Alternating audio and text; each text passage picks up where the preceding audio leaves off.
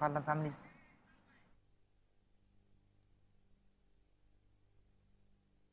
It's Open House Thursday on YourView. Welcome to the show. I am Murayo Afolabi. As always, I have the ladies with me.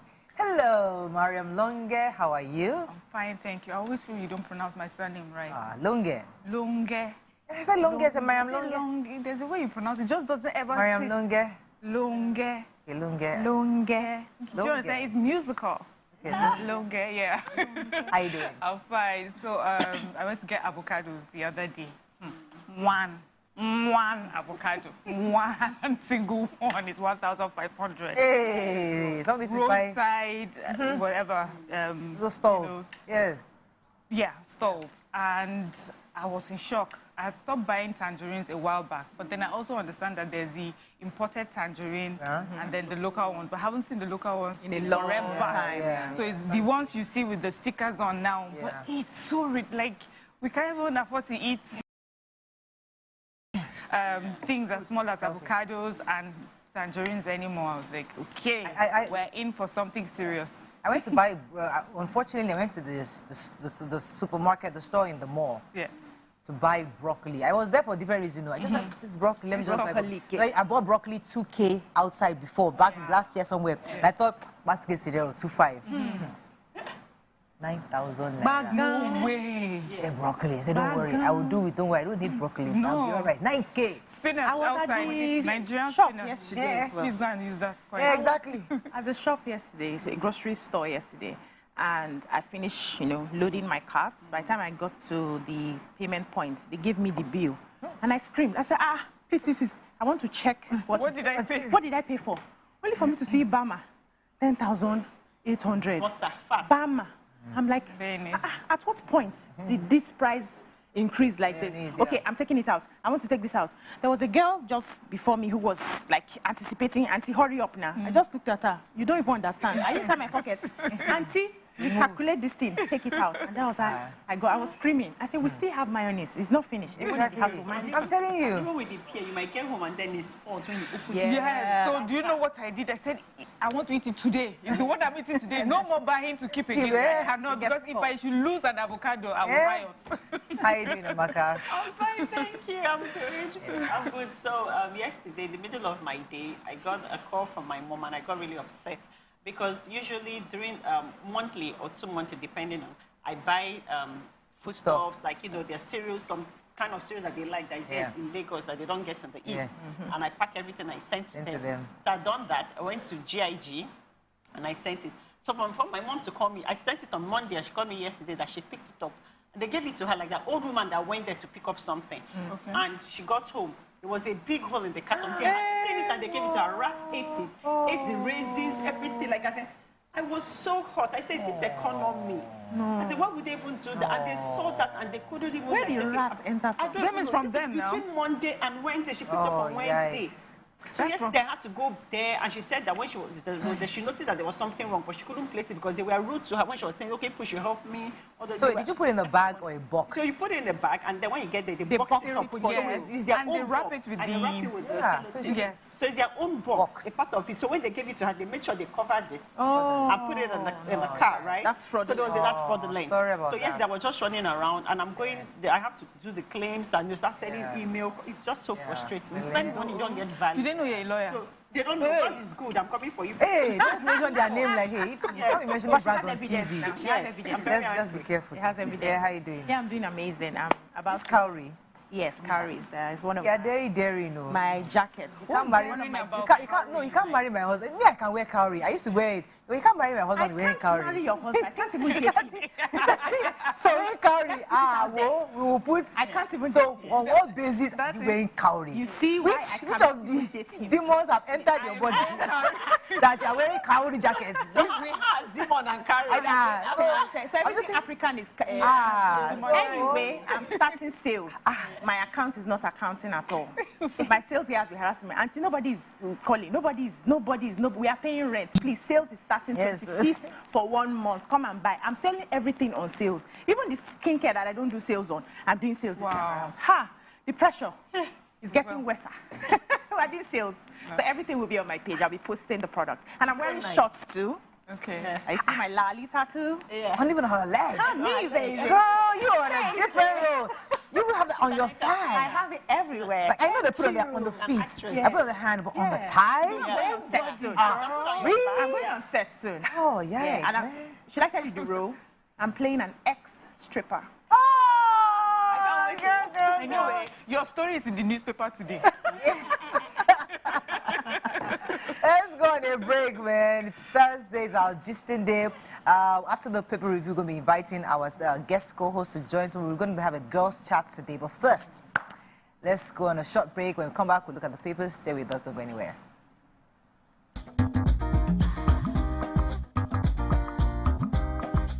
Stay tuned. Your View will be right back.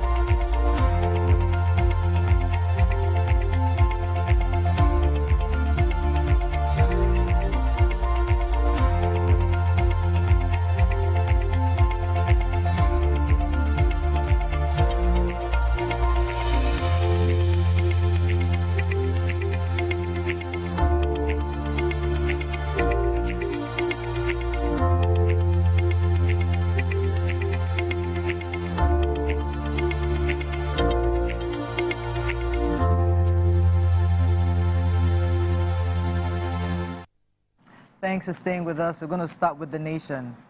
Forex crisis, Bureau de change to recapitalize, reapply in CBN reform plan.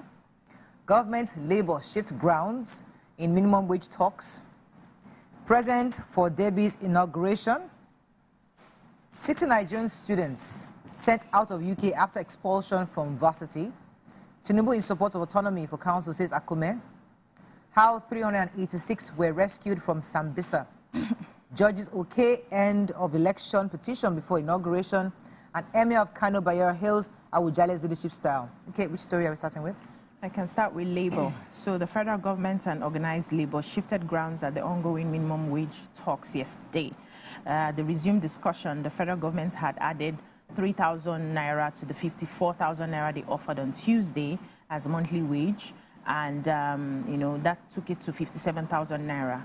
Labor for the first time also had to, renegotiate and reduce their own demand to 497,000 naira during the discussion. So a source at the meeting said that the government offered the 57,000, labor kicked and came down to 497,000. Now, the government has been saying that there's no availability of fund, and they're also talking about how the private sector may not be able to pay this amount of money that Labour was proposing. So the source said that the government offer was presented by the Minister of State for Labour and Employment, Mrs. Nkiruka Onyejocha, but that the governors were not present at yesterday's meeting. They were supposed to be present at the meeting so that they can follow up on what is happening, especially with their states. However, the Imo State Governor, Hope Uzodinma, who was also chairman of the APC Congress, showed up at the meeting. So at the end of the day, they had just a few governors who represented the 6 zones of the country, but negotiations are still ongoing, and they are hoping that they will be able to balance it out.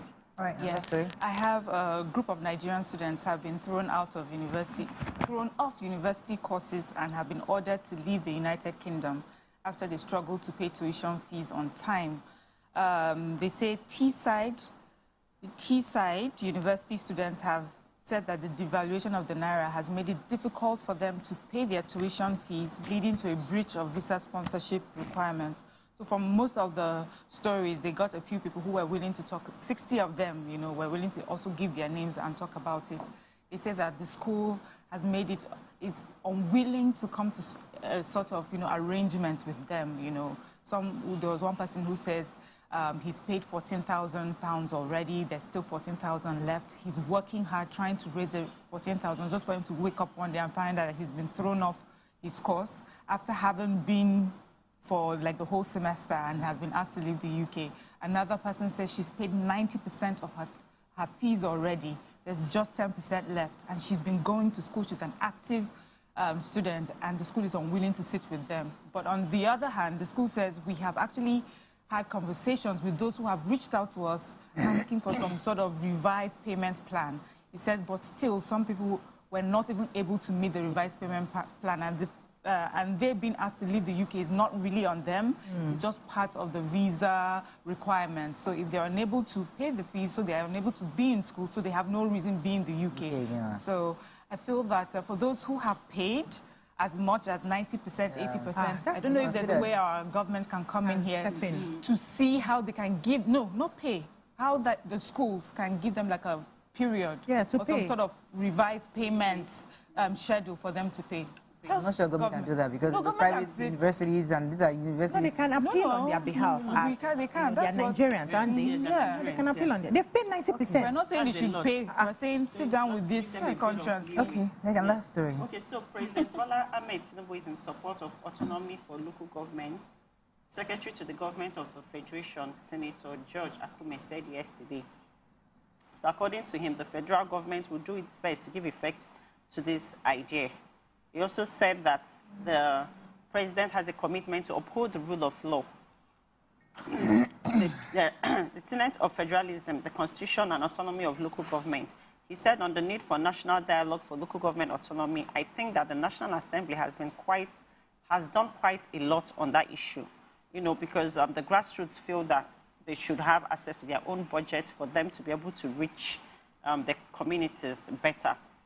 He also said that the present government is also supportive of that and believe and strongly too that they will continue to improve the questions of local government because they are really pushing on that, and that it is that in a typical federal setup, you have 3 tiers of government, and those 3 tiers of government should be independent, especially when the former administration also pushed for the same thing, although much wasn't done. But they are really willing to do that because they can see the challenges, the grassroots, especially local government, which is closer to the people they are facing right now as regards that.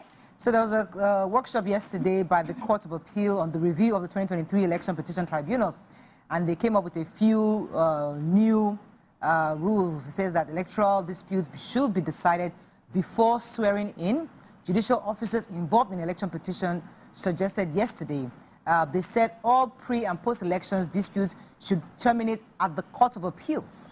They also said that where a deputy governor is disqualified for different reasons, his disqualification shouldn't affect the governor who actually had the ticket. Before, once your deputy gets disqualified, there's the potential that both the ticket, there was a joint ticket, both of you are disqualified for election. So they're saying now going forward that if your deputy gets disqualified for different reasons, it doesn't affect the governor. So they reviewed the election petition matters, and they're hoping that this would actually make petitions faster going forward.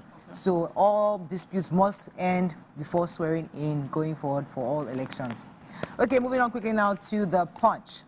First anniversary, Tinubu directs 47 ministers to showcase scorecards. I'm not sure if Adelabu is in that list. FG canvasses regional military force to counter coup threats. Guest dies during Lagos birthday celebration host held. Forex, 200 Bureau de Change operators arrested. FG, federal government, EFCC alleges fraud. Reps want seized property converted to government offices. Electricity subsidy gulps 629 billion naira as discos generate 1.1 trillion. Bureau de Change agents reject new CBN licensing guidelines. Okay, which story? Major headlines. So, in commemoration of the first anniversary in office of President Bola Tinubu, he's directed his ministers to present their performance reports to Nigerians. The Minister of Information and National Orientation, Mohammed Idris, during a press briefing in Abuja, had said that, first of all, the anniversary will be a low-key event, but what they would have would be meetings and briefings by ministers on how well they've done over the years. So if you remember, November 2023, this particular administration has said that they had a retreat, and they said that all ministers, aides, perms, secs, government appointees and functionaries would give a report of what they've done so far in office, and this is going to be reviewed quarterly. So we're about to see the very first one. And we have the Hadiza Bala Usman. She's the one that has the CDCU. I call her the class monitor of the ministers. So we're going to be hearing from them what they've done. She says that it will involve, of course, government, what government has given them to work with, and also private citizens as well. You know, we're able to make an input to say, okay, this is what this minister, we've seen this minister do or hasn't done, and they are also able to defend or not defend what they have done or not. All right, let's go on a short break. When we come back, we'll continue with our review. Stay with us. We'll be right back.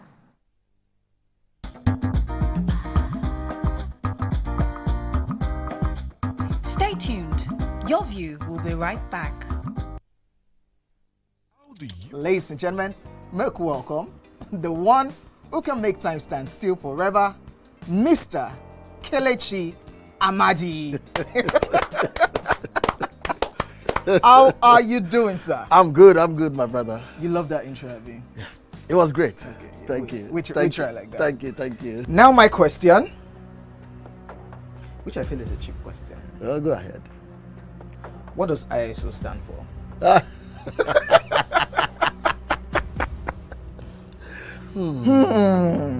That is it. I think I'll drink. No, you're joking. I'm not joking. Kelechi Amadi. No. Shay, you didn't whine me. You're whining me now. I think I'll drink. Huh? No problem. Okay. I've always known it as ISO. I never bothered to know what it means. I know what it means, but I never bothered to know what the acronym is. Tell me the brand of camera that I use, so much so that I even became an ambassador. That's very easy.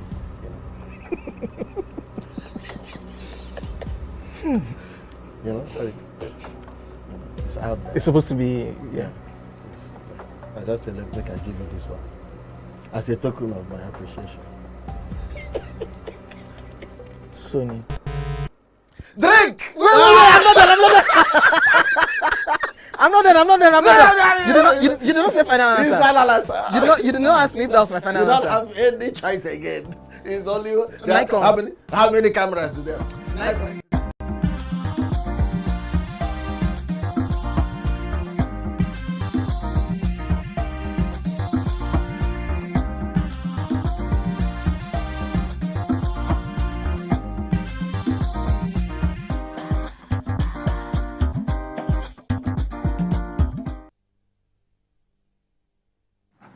Still reviewing Punch.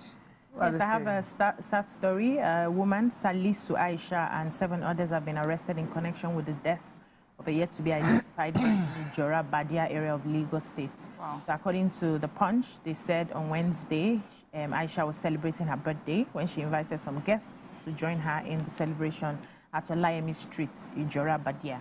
And they said while people were busy having fun during the celebration, they found the victim who was lying on the floor unconsciously while the event was still taking place. So they wanted to find out what happened, and they came close only for them to realize that the victim had a wound on his head.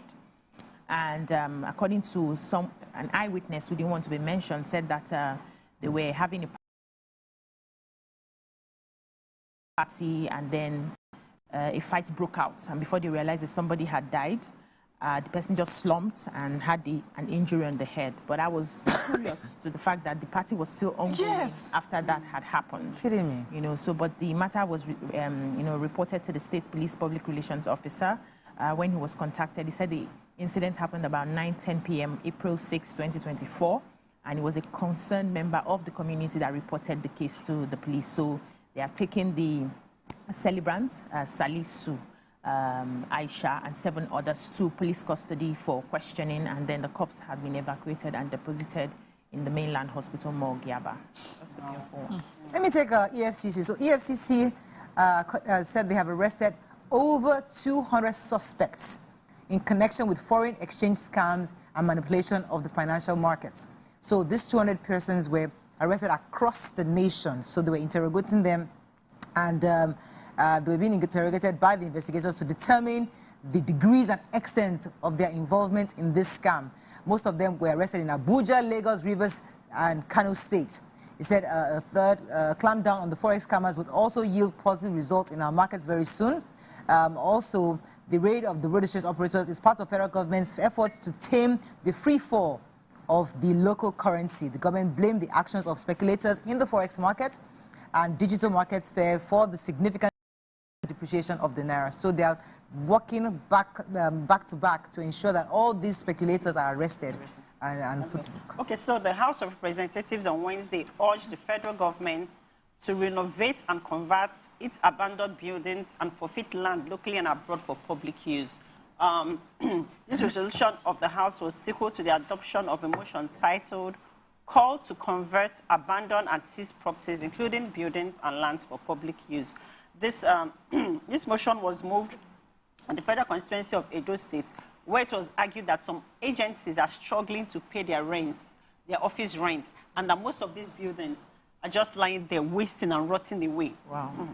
Yes. So they argued that asset recovery remains a powerful but underutilized tool against domestic and international corruption, noting that the Process of Crime Recovery and Management Act provides a robust legal framework for managing and recovering such proceeds.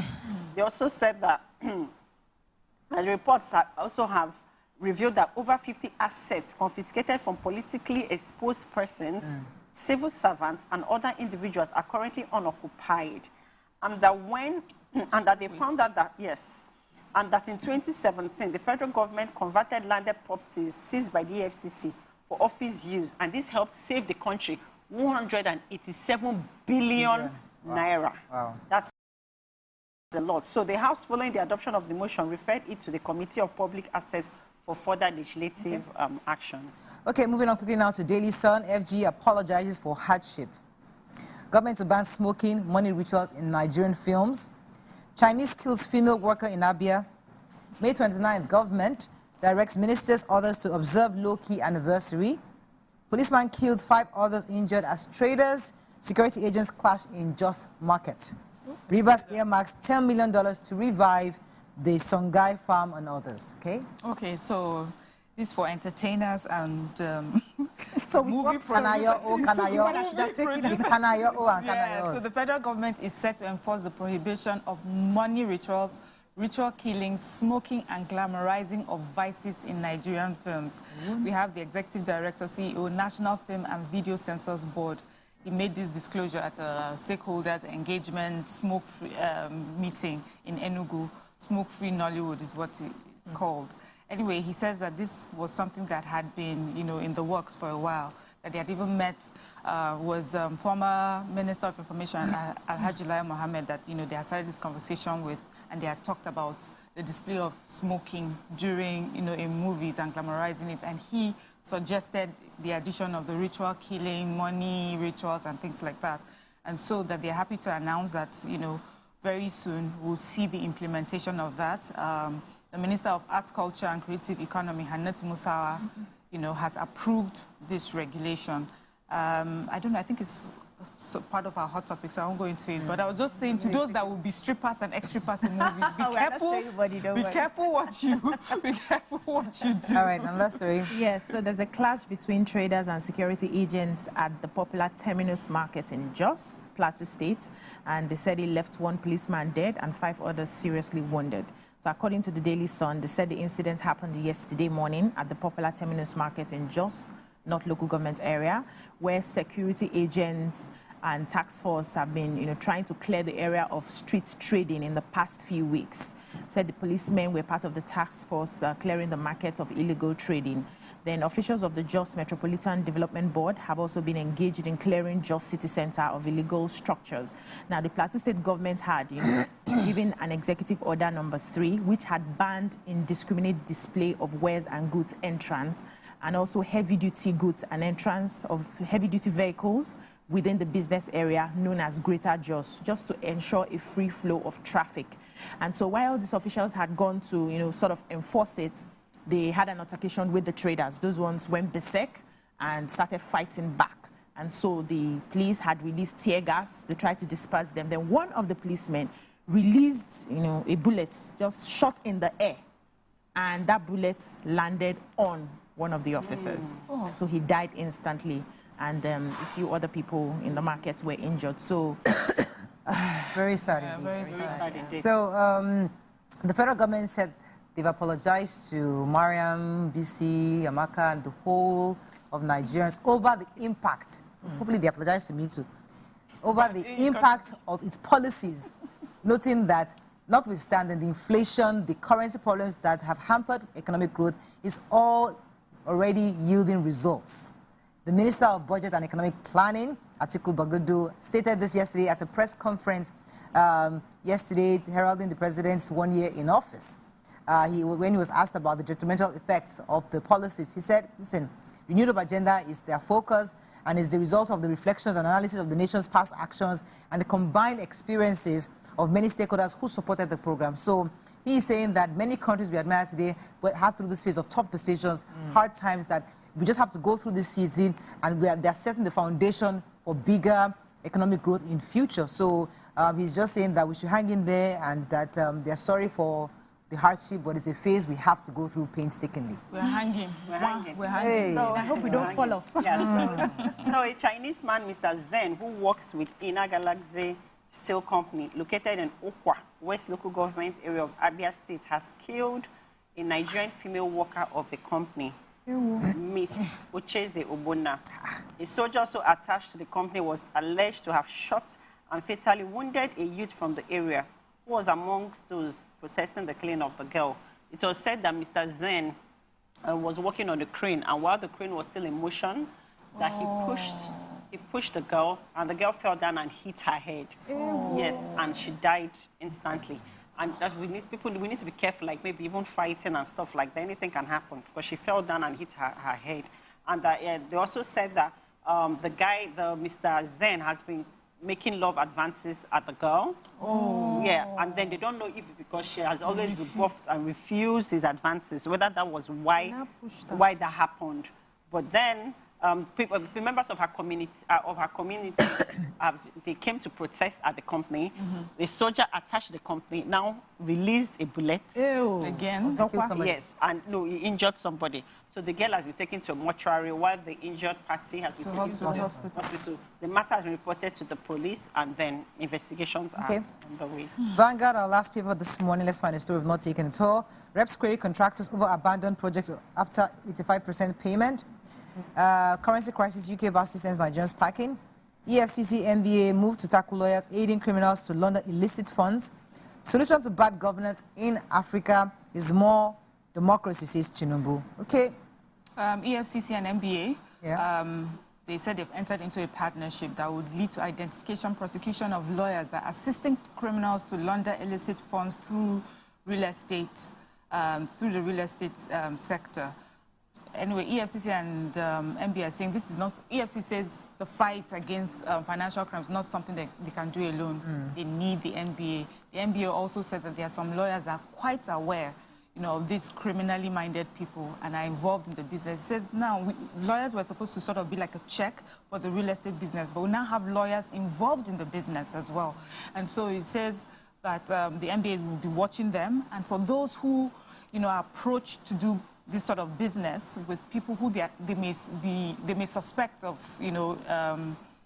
having illicit funds, they can approach the MBA. The MBA would help them on how to deal with such transactions.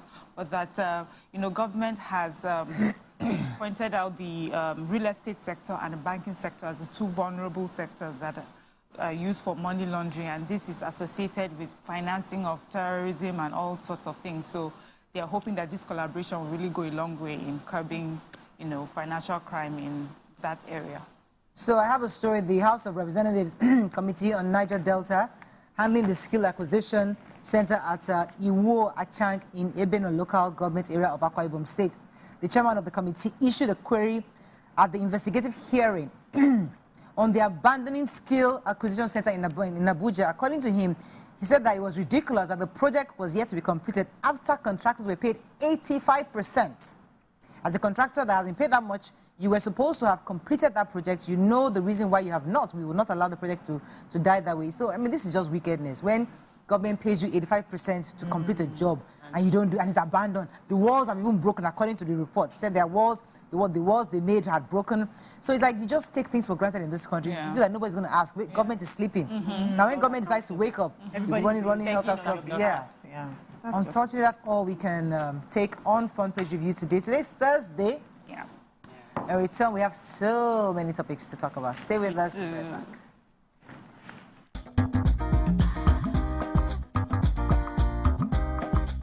Stay tuned. Your View will be right back. Welcome to Pure Entertainment. What would you like to order from our menu today? We have the regular. So let me go and look for my jam results. So my 280 was 320. I suppose don't be one medical. At this point, I contest my jam results. I want to close the show. I can go. I can. Okay, that's all we can take. Ejeki, close the show. Ladies and gentlemen, #1 unavailable by Davido featuring Musa Keys. We also have today's chef special. Yo, shiny, yeah. Say recap done, and it's time for #1 on the countdown. One of Nigeria's hottest artists right now, his name is Rema, and this one is called Charm. Kick it. Another.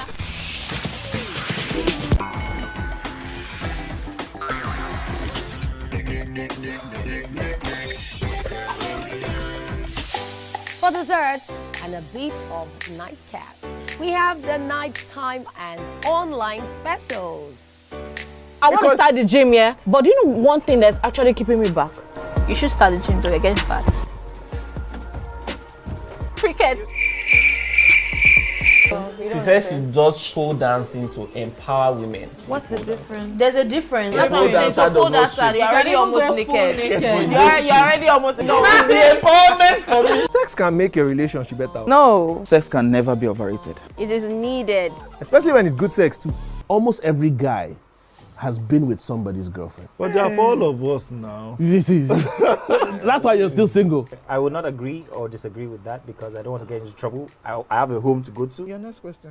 Oh, you ready to fail? Who is the person that used to sus? What is his name? That woman. Bam! Bam! Yeah, today we'll go here. Hey! Let's get talk now. I'm sure we've been able to satisfy your cravings, yeah? Stay good. TVC Entertainment with Pure Entertainment.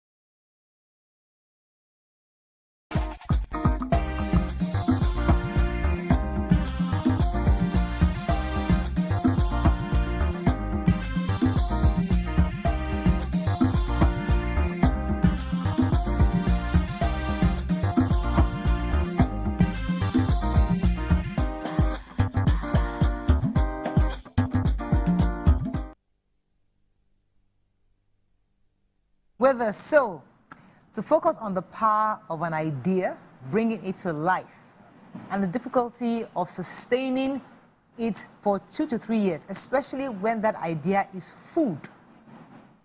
With us today, we have one of such establishments with that. We have, well, congratulations. Thank you. To bring in the taste of homemade Niger cuisines to our plates.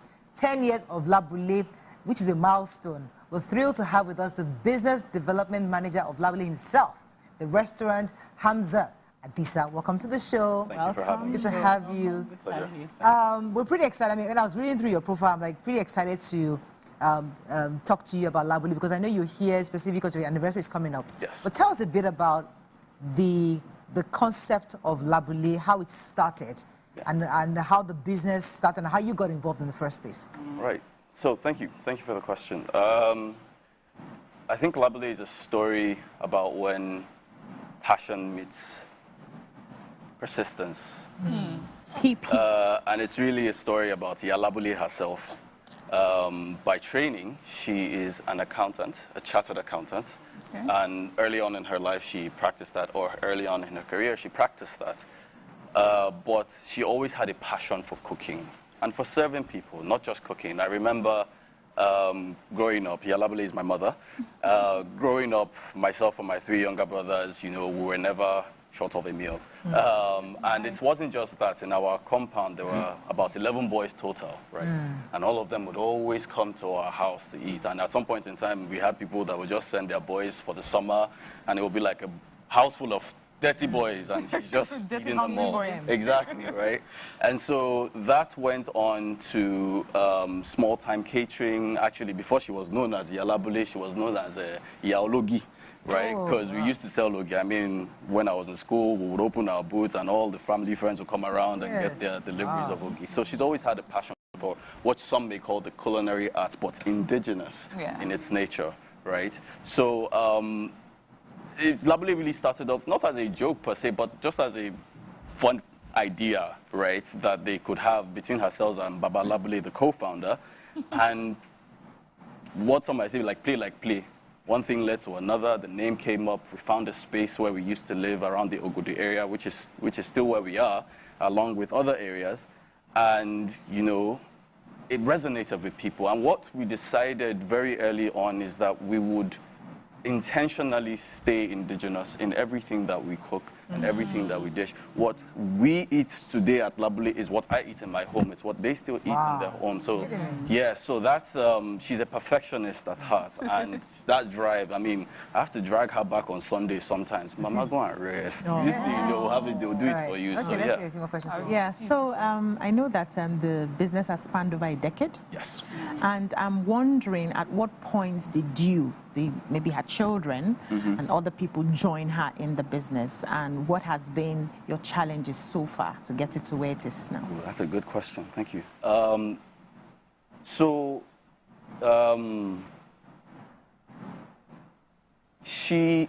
Sorry, can I get that question again? The first challenge. Yes, when challenges? She's run the business for like 10 years. Yes. At what point did you? Oh, did I join? Oh, okay, yes. And then the challenge. Yes. Thank you. Sorry about that. Challenges. So, I joined officially 2022, but I've always sort of been part of the business from when it was ideated, you may say, and how that idea came about. At that point in time, I was actually off to uni. But I'd always sort of stayed in touch when it came to the creative directions of the business, myself and my younger brothers.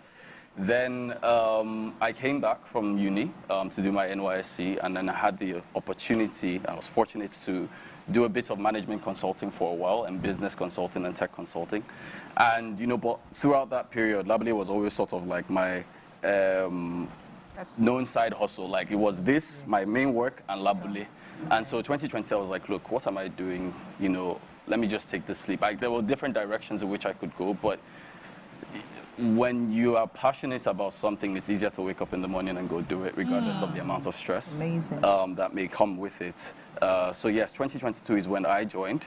And then she's always had people that have supported her from the very beginning. We have long-time serving staff that are just as passionate and are stakeholders of the brand and the business as she was. So yeah, in terms of challenges, wow. People, process, and finance. I think that's a great summary of it. She's a perfectionist, like I said. It's not just about the ingredients. It's not just about the final product, but the style to get there. It's home cooking. Yeah. It's not the regular, okay. Yeah, you bought some for us, so we're going to exactly. We'll let it's you home know. cooking. So yeah, making sure that people get that style and the processes, make sure people are following the processes, you have the right controls in place, because at the end of the day, this is a business, right? So it has to work the way you have, as an accountant, has planned it out, right? Yeah. So, yeah, those three. Yeah, so over 10 years, what would you say is the most popular dish? Oh, wow. Your own popular dish, and what sells? My own. Yeah. Okay, so it's hard to say. People like us for different things, is what I've come to find. So very early on when we set out, we wanted every dish to have that home-style cooking, But we had a special focus on amala, and that resonated with people a lot, right? Everybody has taken up. I hope that's what you brought today. Is there amala? Outside now. Is amala? With everything, I'm doing keto. Can I have amala? Yeah, do keto. You need to be disciplined. Hey, amala today, please. Yeah. Anyways. So we've had a focus on amala, and then, but later on we found that there was a bit of even a cult following around our puff puff. And then we had some people that liked our jollof, and what we find is for the different outlets that we have, there is a sort of like a different favorite signature that actually reflects the overall average culture of that particular community. place. Yeah. Yes. Talking about outlets, because you mentioned earlier you started Ogudu and you still have that. Yes. So what are the other outlets, and are we looking forward at 10 years to opening more outlets? Yes. Okay. So I said we. So yes, like you said, we started with the Ogudu outlet, and later on we decided to open a Lekki outlet. Lekki will be 8 this year, so it was 2 years after we opened the Ogudu outlet. And then we opened an Ikeja outlet. COVID hit, we shut it down, we reopened again because it just meant that much to the community that was there. They were craving us, right? That's good. And if you have that resonance, it's easy for you to sell. Then, in terms of the future, we are actually going to be opening an Ikorodu outlet. Oh, wow. Congratulations. Thank you so much. So, yeah, we're opening an Ikorodu outlet. We're very excited for that. It's our biggest one yet. You know, the company is owned by Roots Foods, right? So we're really trying to dig into the roots. We're going to where the people are. I have to ask you a question that always come to mind, because one of the greatest fears of many Nigerians when we send our children abroad is that many of them don't come back, and when they don't come back to our businesses. So you raise your child maybe making shoes, and you raise your child selling fruits on the streets, and if he goes abroad, comes back, and they just want to work in some international oil company or something, and nobody ever thinks of going to their mother's amala shop to cook or run it. So tell us, how did you decide? Especially when you feel like you have international education and you think you could do something better. How would you go to amala? Can I also add something, because it's in line with what I was thinking as well? Like, since you joined as a business development manager, what would you say that contribution has brought to the business? Great questions. So there's this phrase that has resonated in my mind actually almost midway through uni and till now. Ajoli Dabile. And sometimes I will find myself when I was still in uni, and it's just ordinary gari that I'm soaking, and I just miss it. It's like, what am I finding in this place? It's not that the diaspora, let me put it that way, because some people go off to the UK, Europe, US. I went to the US myself. It's not that the environment isn't welcoming, and it's not that the opportunities aren't vast, that they are. And I had opportunities, and I took advantage of opportunities while I was there. It's just that I think I came to the realization that there's a need to invest in yourself and in where you come from.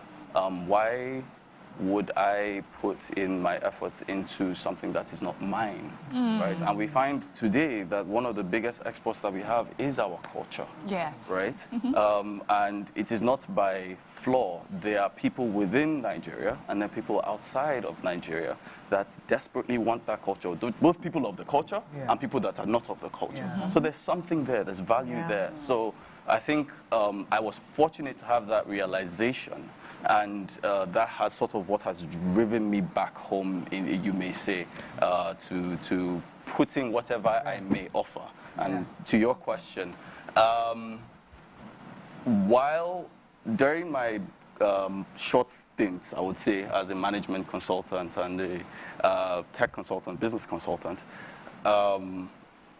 it really gave me the opportunity to learn what it takes to run a business in Nigeria. It's not what the articles would say. No worries, take the street language, it's not beans. It's not beans. It's not beans. But yeah, so it gave me the opportunity to see the landscape for what it was across a multitude of industries. And what I found at the end of the day was that this market is not going anywhere. This food market is not. Specifically the market that relates to the people. And that's one thing we've always set out to do is we could have easily said we want to do top of the top-notch sort of a la carte style restaurant, which we are going to do. Okay. But we wanted something that resonated with the people, local, from Wasiu, my mechanic, all the way to Dauda, the guy that rides my bike and delivers.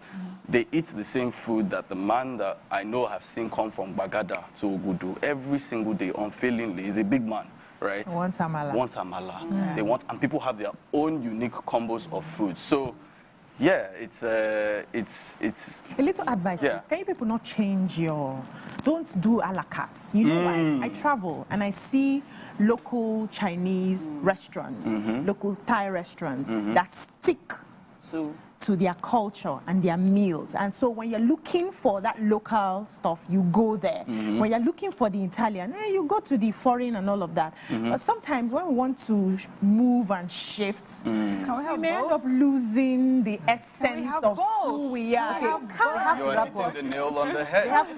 We have to wrap. Your money has finished. Because they're enjoying the conversation and they want to continue. Bring you back for... But I think to answer your question, he's answered your question. Yeah, you can do both, because at the end of the day, culture is always evolving. Yeah, no. Exactly. Uncle. Yeah. So please tell us, what food did you bring for us today? Amala. We bought amala. That one will have to come special. But we bought jollof rice and our ofada rice. We ofada sauce. We actually wanted to do full catering for you people. Oh, really? They said that we should not do it because you will attract crowd before we shut down the whole So amala is not yet here? Amala is not yet here, but don't worry, we could do it special. So that means we'll come do it special. hot. It will come hot. Because they have to come out of Is that what we're waiting for? We are doing right. Don't eat rice. Let me put my people down. They're on diet. Don't eat rice. All right, let us go on a break now. Thank you so much. We wish you all the best. So next week is your anniversary? Yes. Is the whole Nigeria welcome? So for the anniversary, yes, the whole Nigeria is welcome. Where? Yes. Where is the venue? Where's the venue? So for May 29th, the anniversary itself, all our outlets, for the first 300 people coming to Ogudu, first 300 people coming to Lekki, and the first 150 coming to Ikeja, we're going to be giving everybody that makes a purchase free puff puff and zobo. Oh, wow. Lekki, right? Lekki, Ogudu, Ikeja, all of them. Okay. Then on June 1st, which is the day we're opening the corridor outlets, the first 20 people to arrive and make a purchase get 50% discount, and then every single person that makes a purchase that day gets free puff puff. Please tell your mom would like to have her Wake Up Nigeria to make her, because we have a kitchen in Wake Up Nigeria. Like her to come in and just do her magic. Thank you. Let's go on a short break now. When we come back, we continue with the show. Stay with us. We'll be right back.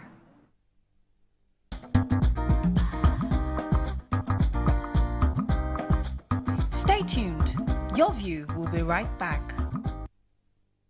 Ladies and gentlemen, make welcome the one who can make time stand still forever, Mr. Kelechi Amadi. How are you doing, sir? I'm good, my brother. You love that intro, Abi? Yeah. It was great. Okay, Thank you. We try like that. Thank you. Now my question, which I feel is a cheap question. Oh, go ahead. What does ISO stand for?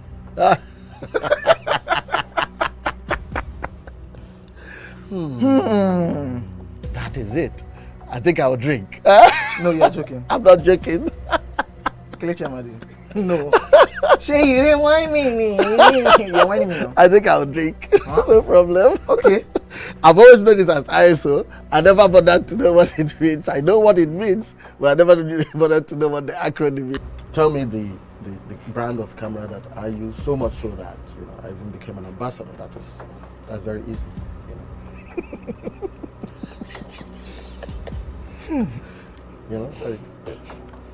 It's out there. It's supposed to be, yeah. I just said, let me give you this one as a token of my appreciation. Sony. Drink! I'm not done. You did not say final answer. It's final answer. You did not ask me if that was my final answer. You don't have any choice again. It's only Nikon. How many cameras do they have? My Nikon. friend to drink. I gave you a very easy something. Nikon now.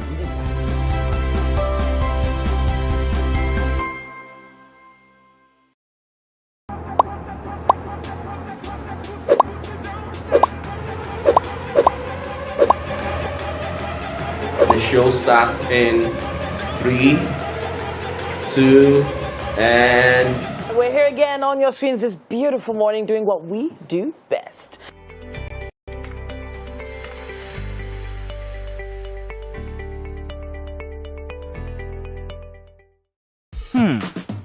So, have you ever wondered what happens behind the curtains of a man's mind? Or perhaps you're one of those who wonder what men talk about when they gather. Well, here goes. Imagine what it takes to put together the perfect cocktail. Or maybe mocktail. We need a bit of sports, a sprinkling of current affairs,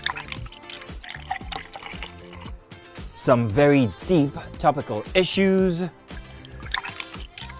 and last but not the least, a healthy dose of grumbling of those we love to hate. And yes, you guessed it, women.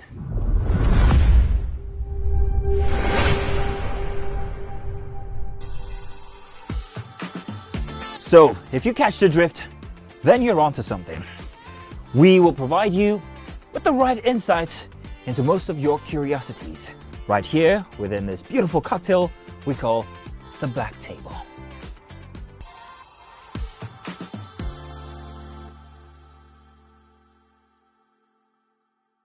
Ladies and gentlemen, make welcome pioneer Positive Force member, dancing queen of the 80s, non-conformist, Afrobeat historian in her right, and long-standing member of the multiple award-winning all-female show YourView, Omoyeni, Yeni, Anikulapo Kuti, aka YK Power! Ginger! Take it. Today we'll go here. Hey, I didn't read you. Are you sure? Ha. I know I'm not here to answer questions, I'm here to drink. We're in trouble today. Wait till your age. I was close now. I said 1975. He said 73. He said 75. Vanessa wasn't even born till 75. So will I drink half? You go drink. Take. Make I help you. Russian. No be half. Which half? You will make me drink.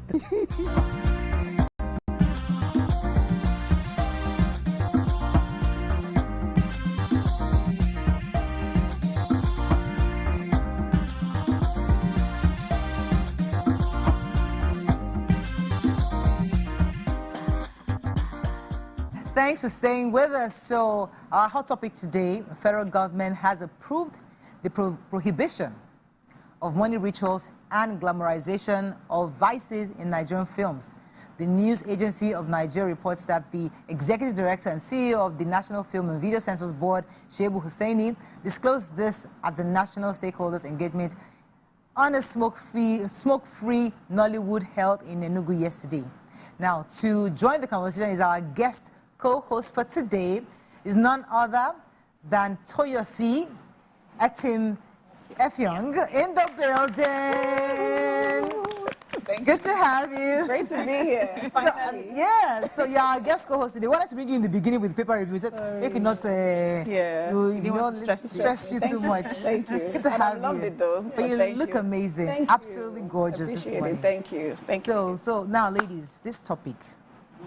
Kanayo, Kanayo is the first person. When I think Richard, I think him. Sacrifice. I think of him first. Like, what would he do? What would happen to his body? No, please. What are your thoughts about this? That the fact that the federal government is banning rituals, smoking, and glamorization of vices. Now, that also a bit, I don't know, do you think it's extreme? I think, of course, for things like smoking and maybe drinking, because I didn't read the full story, I think that's a bit extreme, you know. These are, art imitates life, you know, so we watch what we see, or what happens in life, what occurs on a regular day. So if people smoke on a regular day, I don't know that telling them to not smoke in all movies is, I feel like that's a bit extreme.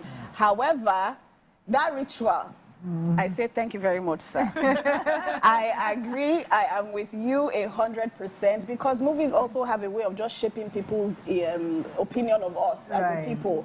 And we need to start changing that. In Hollywood, I mean, we all started seeing, let me not speak for everybody, but a lot of people started respecting America because of Hollywood. I mean, Hollywood is what made us feel like America, the president can never die. Yes. Actor no, they die. Yes. And everywhere is clean. FBI will find you. FBI will find you. No terrorist goes scot-free, you know. So Hollywood shaped the perception that we have of America. And I've shared this before. I remember my first time in New York, when I entered a pothole, I was confused. I said they'd not show me this thing. I never imagined that there'll be potholes. But over time, I started seeing these New York, smelly, there are rats, all sorts of things. Beggars on the road. Beggars on the road, you know, all of that. But we don't see that in movies. So they shape the perception of the world. And I believe Nollywood has a responsibility to do that as well. Let me come to you, lady. I mean, who wants to go first? The actor. Okay, yes. So this also happens to be one of my industry. And I know how the creatives may take this, like you're trying to stifle them. But I would like that they see beyond just the job, beyond just what you're given to do as an actor, a scriptwriter, a filmmaker who wants to produce and make money, and see to the extent of the greater good. I think we all should collaborate in trying to pass the right message about our country. I see other countries that have developed, and I know how intentional they are in everything that they do. Also in their storytelling. There's this one that everybody likes to watch all the time. You won't see kissing more than pecs from beginning to the end of the movie, and you will be so engaged. You will feel the romance, you will feel the emotions, you will feel the energy oozing out of your screens when you're watching it. And then there are some things that they have successfully taken out. You know that when you're watching this, so you're not expecting to see anybody naked, you're not expecting to see anybody stripping, you're not expecting to see this, but you have a good time and you will feel their story. And also, they would tell the stories about their culture. Those beautiful things about their culture is what they would portray, and then you are, when you travel, you're looking forward to seeing this about them because of their music. So now I'm happy that we're beginning to hold ourselves and beginning to hold our narratives and saying that for this, you people have told a lot of this. Now, can we move on to more important things about our culture that want other people to see? You think that's a problem? It's a good one. Okay, so I mean, I fairly disagree, and I don't know who else disagrees, because I really do think that, and I'll come to you, Amaka, in a second. I really do think our problem is not the rituals. Our problem is the lack of branding of it. We've watched Harry Potter, lots of witchcraft movies that we used to, that I would never allow my child to watch it, but I see how they've almost glamorized witchcraft. Things that if you dare do it in Nigerian movies, they'll say, you have called the witches of the centuries to come. So it's probably we're not packaging it properly. So yes, there are money rituals. It happens, as you said. But the truth is that there's a way you can communicate money rituals such that even somebody watching internationally understands that, okay, it could happen. Maybe it's some kind of mystic thing that happens in Africa that someone can actually create a character around it, that, oh my goodness, I can actually make money from this. So we're not branding it properly. So there's the idea is that, but there's a way you can communicate that such that it's not seen as money ritual killing human beings. I get the bad, the horrific and gory part of it, but I don't know. I'll come back to your own response. Let me hear Amaka's point. Okay, so please, you see, one them why. What is the difference between tobacco and smoking? Tobacco means tobacco now. Tobacco, snuffing, tobacco. It's the same thing. And it's the same thing, right? Okay. So there should be a balance. So I disagree with, I agree with you, Morayo, because we need to create a balance. This is art, entertainment, right? And then most times you find out that storytelling deals with our past, right? Projecting who we are, who we were. So, for example, you can't say you want to take away violence from our storytelling. Then that means we're not going to talk about slavery. We're not going to talk about wars. We're not going to talk about how do you tell those stories and project them for people to really understand. Do you understand? For the younger generation to understand. All those gory details, most part of it. This is just filmmaking. What the government can say is that, okay, the movies have to be more educational. But unfortunately, there's some movies that are not educational, because if you talk about the documentaries about crimes, serial killers and stuff, people need to know those things. But there's nothing really educational about those stuff. But people need to be aware that they kidnapped some girls in Sambisa in the north schools, right? For how many years those girls have been impregnated? They're having you need to showcase these things. They need to talk about the military, the terrorist people with their guns and the gory things that they do, so that people can learn. But that is what. No, it's still part of but it's still part of filmmaking. Yeah. As far as I'm concerned, when you go on TV, you want to watch different things, and then when you talk about like age, that's why most movies are categorized like 18 plus, 13 plus, right? So that you know that a child is not supposed to watch that. Adult should watch this and then see how it progresses. Yeah, so amazing. I'm happy that you all went before me, because my initial thought was, I don't think this is right. No, I thought that this was a good idea, actually. The smoking and drinking, I thought was a bit much. But, Mariah, the way you explained it, I agree totally, which is, it's not about completely banning it. It's how we should creatively tell the story in such a way that it still sends a good message to, the viewers, our children. I understand intentionality. The intentionality should not be in, the subject matter, that's the smoking or the drinking. The intentionality should be in the how we tell the story and how it ends. There are many stories that I have watched on, the movies that have been quite popular, especially with the ritual stories. Because I've heard people say, I've seen the ritual stories, they still end bad for the ritualists. But the truth is, when we tell the ritual stories, we say that it brings money, but it does not. So some people are thinking, yes, this is going to bring the money anyway. Then we have the movies where they will throw stone and they say the one you pick, then you can live for 5 days and 15 days or 1 day or for 1 hour. So the story should tell... when we talk about ritual killings and things like that, it should tell us that, this does not work. It should tell us all the people that are involved because of that ritual killing. So creativity is important.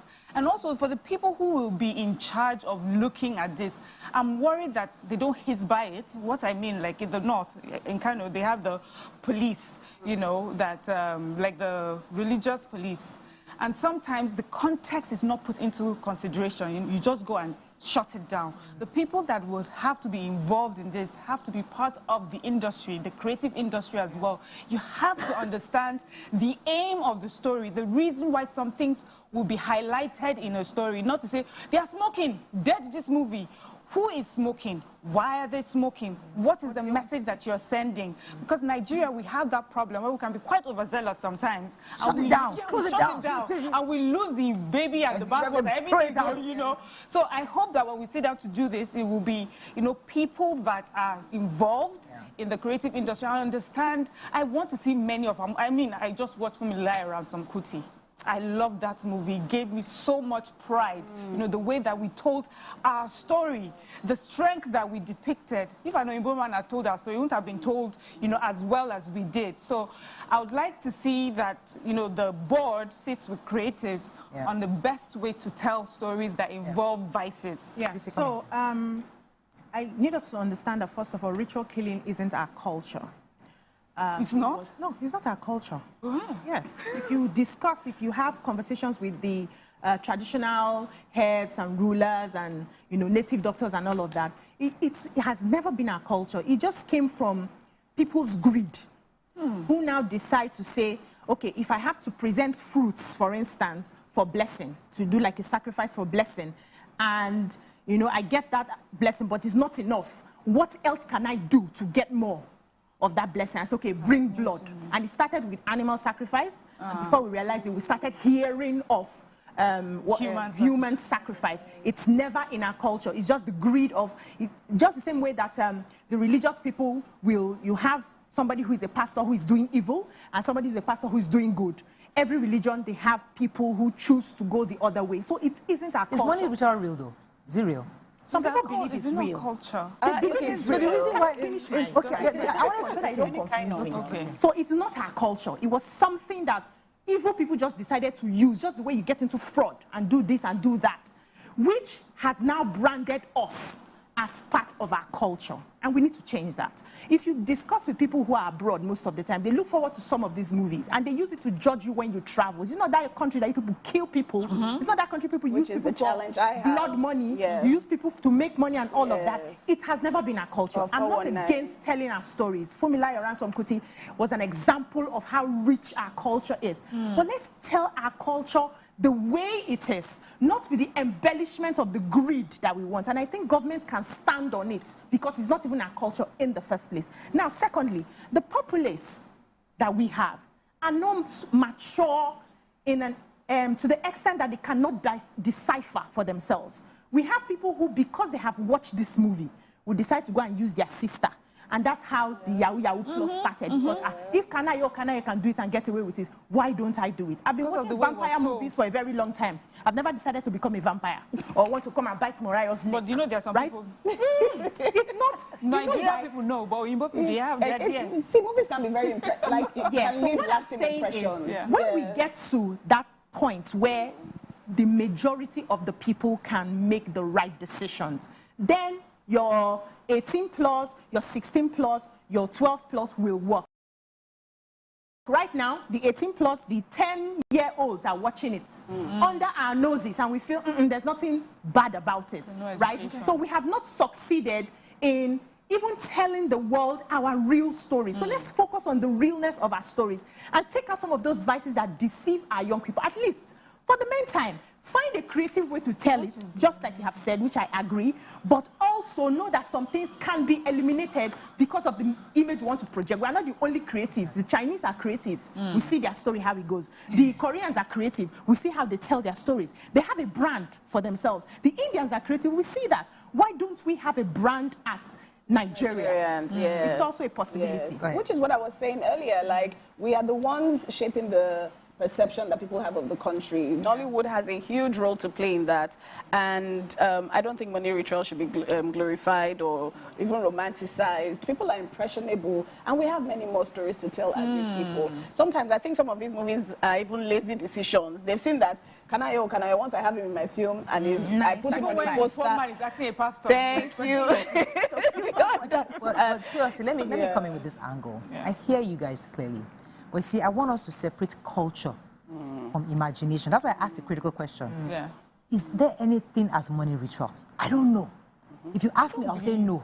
There's a possibility. Now, maybe some people say yes. Maybe they know. As me, as Murayo, as I'm 44 years old today, I have never known anybody. I've been hearing about it, but I've never seen it. But you never see it. So in my thinking as a Nigerian, for me, it is somebody's imagination. Thank you. Because it was wait. If it's, as I said, on one conversation, let us say it's real, Abby. On this conversation as a Nigerian, that I have never had, I didn't grow up in a village. Now imagine me as the next girl, maybe Chichi. She has never lived in a village. She has never lived anywhere. She's lived in the city all her life. So she has never heard of money ritual. Now she watches a movie, and they're talking about money rituals. And then the angle where the movie is, it's not a culture. It's an imagination of the fact that I can get rich by doing this. Now, maybe not the bloody part. There's a way you can creatively do it such that I am seeing ritual in a way that is an imagination, a creative imagination of a character, of a situation, of something that brings out money. It could not be a witch. It could be a nice cartoonish looking thing that comes out money every morning in the night. We have all these funny imaginations, all these foreign movies. All sorts of characters are crazy, where they grow money, or you can even wake up with money with the trees that are bringing that money for you. It's imagination. So if you put it in that way, in Nigeria, internationally, they see it as an African imagination of where trees are growing money every morning. If you do an incantation in the morning, it brings out money. Now, if it exists, it's a different ball game. I don't know. Tell the story. You have to tell the story in the way it is. But I'm saying, as Nollywood, if we want to show that there's money ritual, real or no real, don't do it the way you think you've seen it, or the way they've told you it is. Do it from a creative angle, where you are making it like something we can actually connect or relate with and be proud of. Not because we see these things internationally all the time. They will bring it. They will bring it, and you're thinking, "What is this?" So I think what may be happening for us now, or what will be best for us, is we've already created a narrative. Yes. Which is this exists in Nigeria. This works, and this is what everybody does. So to change it, before we start making them cartoonish characters, we have to change that perception, first of all. And so it will involve, because you mentioned something, there's some lazy storytelling that I see. Oh. Yeah. You know, you just know that put people, they are killing for rituals, and bam, end of story. Yeah. We need to tell the stories in such a way that there's depth and there's thought. Yeah. There's a lot that is happening right now. You know, with TV, we're able to censor it, but you know, there's a lot that goes on online now. Short films, a lot that goes, you know, the board is unable to see. And a lot of people are watching those movies online. Yeah. And so, for me, that is where the danger is. So before we start making them into cartoon, just to help change the mindset. I like the idea of the cartoon.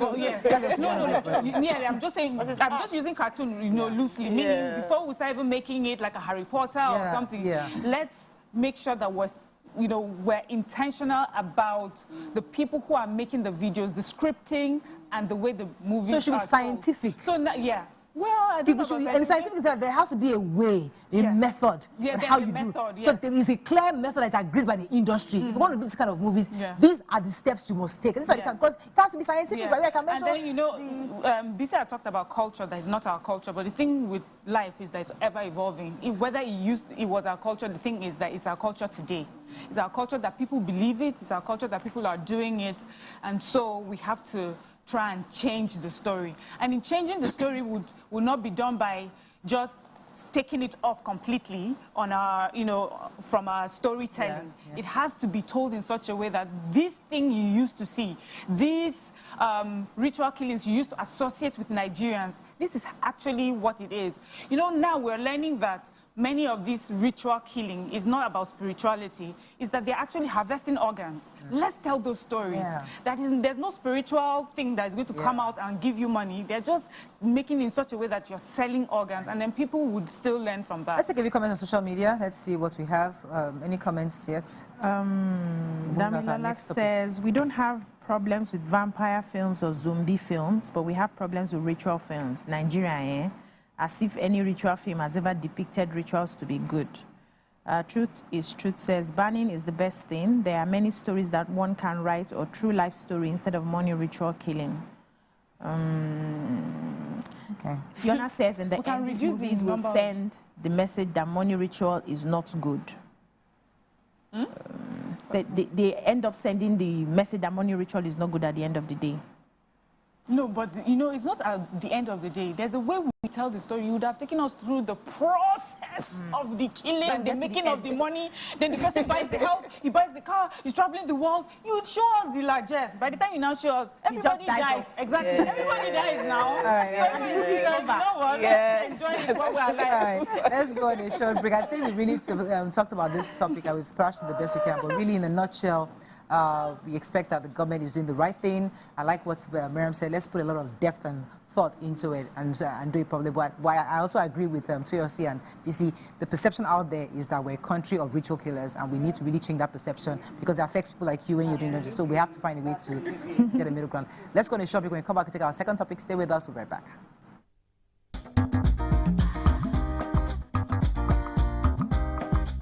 Stay tuned. Your View will be right back. This is 7 of 7. My name is OJ, and signing a sobriety into my hands tonight on this social experiment called the 7 of 7 is Owen G. What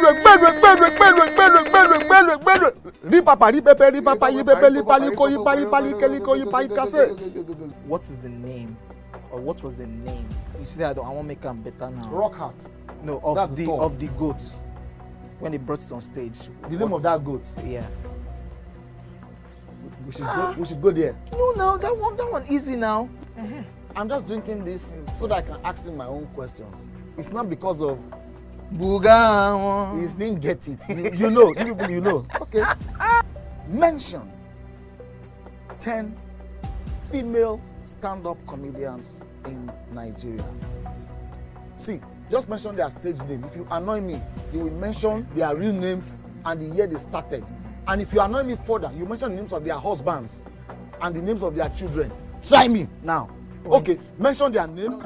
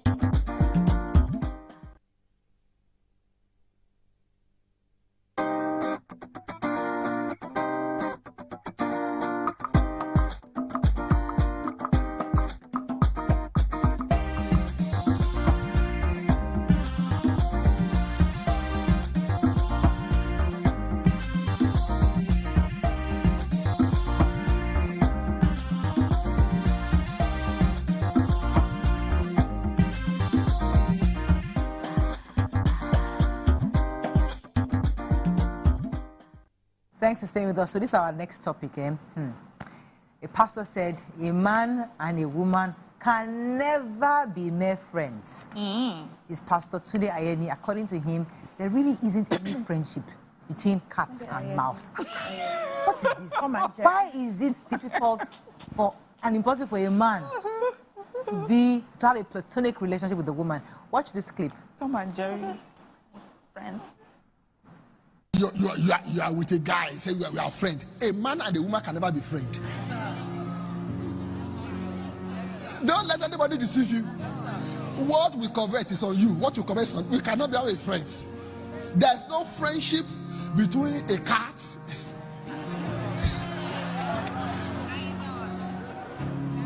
Be looking at me. If you want to get hot, they're doing friendship. The day he comes, after 3 years of friendship, and he comes, my brother, sorry for disturbing you. The day he comes and says, no, it's not, I can't show with you. It's evil. The day he comes, stand up, you remove your shoe, see your life. Just walk like that, don't waste my time. The day he comes, okay, let's say we have been friends, yeah? We've been friends for 3 years. Say 2001, after COVID, we connected. After COVID. You know, it's COVID connection, you know, that COVID time. Yeah, that's where we connected. We are now friends. Then we go out for lunch, we play, you visit me, you play music, do you like this? We just play and all that stuff. We're just friends and everything. Don't you know when we are friends, the emotions are released anyway. Because whoever you fellowship with, you will like. Then after 2024, and I show in April, I said, oh, it's nice to see you. Please meet her. I said, who is she? I said, we're getting married in July. If I bring her to you and you will not be hot, then you can do friendship. If I show up with somebody to you right now and you will not be hot, then continue the friendship. Nice, very interesting. So again, let's leave the pastorship on one side. Okay. We're not talking about pastorship. All right. We're focusing on what he said. Yes, friendship. Friendship. So he's saying that man and woman cannot have platonic friendship. And somebody, I read a few of the comments, it says that she's been friends with a guy for 14 years and they've been good friends. Oh, wow. And she's married and her husband doesn't have an issue with that. So we should stop doing all these generalizations. There are some relationships where you can have. Another saying, it is impossible because there'll be somewhere, opportunity, just opportunity has not come. That is why you think they're still platonic. That something will happen that will cause issues. But what are your thoughts? Who'd like to go first? Toyosi, you want to jump in? Okay, Amaka, jump in. Yeah, let me go first. So when I was in university, my boyfriend then, there was something he used to say, and then it became a slogan with even my friends and everybody. He always says, man and woman know they play. He holds on to that thing so strong. But for me, I'm someone that I have male friends. My partner, is a guy, right? And then, yes, even though when he met his now wife, you know, she was... Oh, your partner in the office? Yeah, oh. in the office, my work partner. Yeah, my work That's not what we heard. No, I used to your YK's partner. Partner is a love partner. So you're his work partner. Work partner, right? And so when he met his now wife, then maybe she was a bit uncomfortable, like, as it was this fine girl that is always around you, around him. But this is someone I've known for years, like forever, right? And then when she now understood the whole thing, now me and her, we are now besties, like we're now cool and stuff. And I have lots of male But your friendship with him has reduced. No, that's the funny thing. It hasn't. Nothing has changed. Then even my other partner in litigation also, as in his male, we do stuff together, go out. The man and his wife are very close. And she doesn't even live here. She lives in America. So it depends on how number one, you carry yourself, how people perceive you, and then we don't even have that chemistry, that connection. So I'm one of those people that I know and I believe that it's possible for man and woman to... I'll come back to you in a second. Let me come to BC because I have questions for you. But let me not be about you. Yes. BC. So, let's try to understand friendship. Yeah. Whether it's a man or a woman, let's start from the foundation. Now, when you're friends with someone and the person makes you happy, you make the person happy, you start releasing the happy hormones together, the oxytocin, serotonin, dopamine. That's what you get from this relationship. This is not male now, this is your female friend. And that's why when you break up, for instance, you're no longer friends, you feel hurt. When that friend does something bad to you, you feel really hurt. You are going through sure heartbreak at the time, and this is just female. Now, the saying is, when it's now a male, you, in your mind, may not have any physical connections with this person.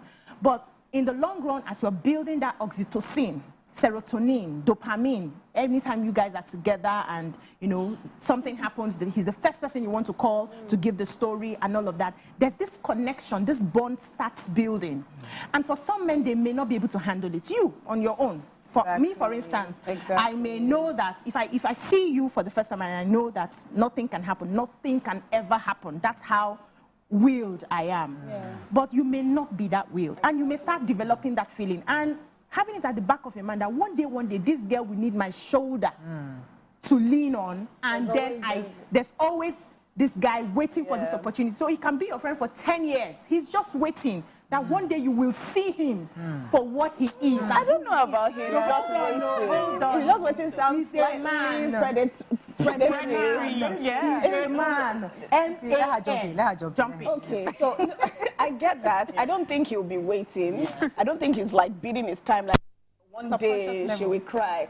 Oh, you said subconscious level. This woman is waiting somewhere. This one is deep. But I don't think the man will be waiting for that opportunity. I believe things can happen. So it's left for both parties to put boundaries in place. I really think women need male friends, and I think men need female friends. It's just the way the world is set up. There are things that I don't understand. There are times, you know, there was time I didn't really have like male friends, and I'll be thinking, if my husband is not around and my car should break down now, who will I call? Mechanic. If I don't want to call mechanic, like I just want to hand it over. I can be a damsel in distress sometimes. No apologies. I know God bless all the feminists. I question in my head. I don't want it to go and break internet. Don't break the internet. Let me just go to Mariam. I believe that men and women can be friends, and I think and should be. And I think that people that say men and women cannot be friends, we need to ask them what they think friendship is. For a person to describe a man and a woman as cat and mouse. Exactly. What do you think friendship is? That's already... Yes, already you have sexualized something that is not meant to be. But a cat eats rats. That's what he does. Men, they eat women. You know what I mean? That generally, we interact with each other. Yes. We talk to each other because I hear BC, I hear all the things that you say, but that can be applied to girls as well. Yes. So are we saying now that even girl friendships should be careful because before you know it, you'll be in love with each other, you want to be together. But no, it does not. But we know that it's not a thing in our country. But not everybody's a lesbian, not every person is gay, and yet they have relationships. Why don't you, because you have such a strong relationship with someone, all of a sudden I'm gay? No, it's because there's a friendship is different from that sexual chemistry and everything. That's a whole different ball game. And I think people need to understand what friendship is. Are there people who hide behind friendship, knowing from the beginning or sometime the relationship that they have feelings for you, and say, okay, let me put this friendship thing in front so that you don't suspect. There are people that do that. But honestly, we have honest to God friendships. I have people who have been friends with male friends forever. My husband knows them. I know their wives. When they have things to do, when they're reaching milestones, they reach out to me. Their wives reach out to me. And there's no wahala, no inkling or suspicions of anything because of the way we relate as honest to God friends. So I get that, and you're absolutely right. So, but looking at the other side of the situation, I'm trying to understand it, is that nobody's saying somebody's your friend and planning that one day I will strike. No, it's never because they're planning to strike. They just appreciate you as a person. Amaka, you're a good person. Toyosi, you're a beautiful woman. Yeah. Yes, you're a good person. We have a good relationship. But opportunity comes. Something happens. Maybe somebody's spouse logs out. Somebody's happened relocated. And is this your friend that's always there for you? And you're close. Then the environment is somewhat conducive. So something you might have felt and you have suppressed. And then the person's spouse travels abroad and then it strikes because the opportunity arose. So the point I'm trying to make is that nobody's saying that the man is your friend because he's hoping that one day he will take you. No. He's a platonic relationship. Yeah. Because they don't tell you to marry your enemy. You marry your friend. Yeah. Because your husband is your friend. Yeah. So if your husband's friend is also your friend. So it's the same. They're all friends. God forbid your husband travels or something. There's that friendship friend that is bringing my yam to the house. Oh, your husband's around. Let me get you some yam. No. Let me get you. Okay. Are we still friends? Something at some point might. But that's the lack of boundaries we're talking about. Exactly. Friendships also require boundaries. Even friendships among same gender. Exactly. Requires boundaries. And I think conversations need to be had as well. Have the conversation. I know someone who started this friendship with a guy. I think he was like a coach or whatever it is, and then they became friends. And they had to have a conversation like, listen, these things do happen, but we have to be sure that it does not happen with us because I value the friendship more that we have, more than whatever it is that can happen that is for what? How many minutes? Okay, one full day, okay? Let me ask Amaka a question. I'll come to BC. I'll say, as you find like this, you get married, and your husband says he has his best friend, female, who is just as fine as you are. It can't be best friend. I'm sorry to interrupt. It cannot be best friend. Qualifying me. They're not qualifying. They've known each other. See what Amaka said now? We know, I've known each other. I've known each other. You and your partner in your office, you've known each other a long time before his wife came. So he now has his best friend. And unfortunately for her, not say unfortunately, maybe she's available. They're really close. Yes. But now he likes you because they say you're a lawyer, you're making me excited, whatever. And then my question is, would you like him? Would you be comfortable with him sustaining and maintaining that friendship because they've been friends way before you came in? So I don't have a problem. My own is this, eh? What do you mean? Just carry me along.